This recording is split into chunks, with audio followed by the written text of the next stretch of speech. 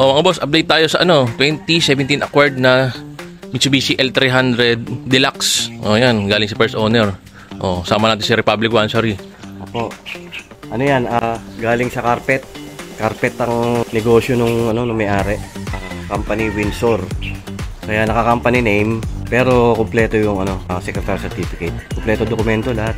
Acquired siya ng May 2017. Ano to eh? Well-maintained to eh. Well-maintained. Oo, tama. Yung pag in-start mo, tunog bago yung makina. Talagang Sabi nga nung personal driver, sipon pa lang, hindi na pinapaabot sa ubo.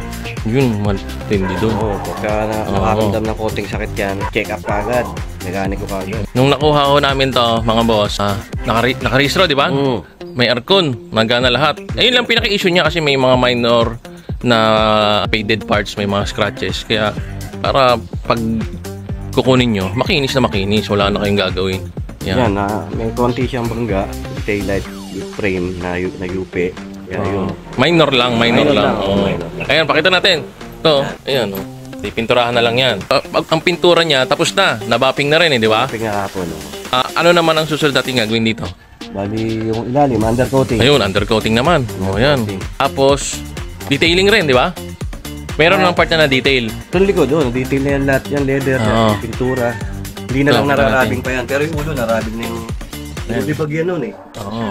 Kaya nga... O, yan o. O, malinis na to. Malinis na yan o. Nararabingin na lang para bumalik yung flip-top yan. Agad, niliha. Yan o. Yan ang flooring niya. O, tingnan nyo. Nakita mo yung tapalodo, yun.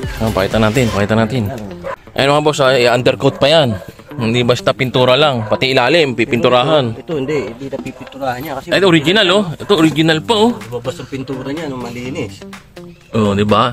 Ito lang. Ito. Oo, yung mga puti yan. Undercoat to. Hindi na, undercoat na yan eh.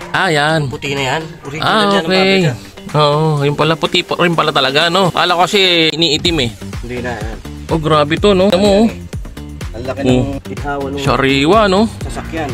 Dahil kulang isang daang kilong libag at putik ang natanggal. Natin, yan. Ito, inayos natin to eh, di ba? Yung sidings niya. Yan, normal naman na nasisira yan pag L300 eh. Yan, pero buo na uli. Yan, pinaayos na yan, sidings. Lalo lang pintuan, sariwa. Ayan, Ayan, ang loob niya, buong-buo puan niya, no? Buong puan. Nililinis ko lang to, kaya tinanggal ko yung dashboard. Yeah, makina niya, super sariwa. Na-detail na to? Ayan.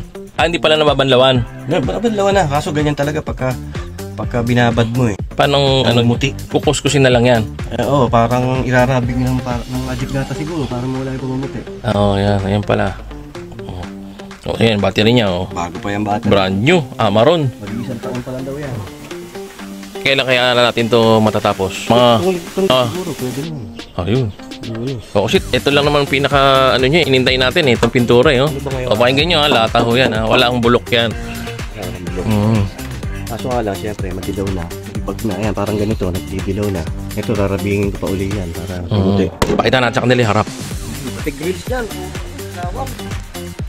May plaka na to pati emblem yan. Yan, may plaka yan. Ayun na, Talagang dito, pag merong unit dito, talagang lahat. Hindi lang puro labas ang ginagawa, pati loob, ini-detail, pati ilalim. Yun po. Ayun. Yung grills niya. Yung gulong, ayan makapal yung gulong niyan Ito, reserva to. Ayan yung isa. Lahat ba makapal, no? Oo, lahat. Oo, yun. Okay. Magkano yung presyo natin dito? Pagkatapos na siya, pwede na siya 385 tick. Sige. Okay, kaliwa naman talaga. Oo. Bago, makakala. Ayan pag interesado kayo, siguro Monday, pwede na to. Monday, Tuesday. Kundi Monday, Tuesday. Pero kung sakaling malapit lang naman kayo dito at gusto nyo masilip, ayan, pwede naman Pwede naman kayo pumunta para nakikita nyo. Gagamitin na lang to pagkatapos nito. Wala kayong papaayos, hindi kayo magpaparenew, ang aircon, dual, palamig, yan. Lahat nagana. 385. Tawag lang kayo sa akin. Andiyan number ko.